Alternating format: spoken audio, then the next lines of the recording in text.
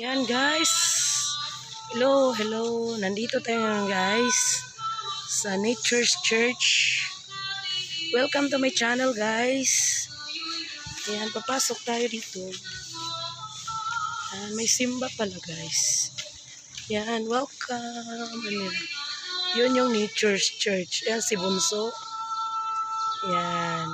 Samahan nyo ako guys. Libutin natin ang Mary Immaculate Church at mas kilala sa tawag na Nature's Church.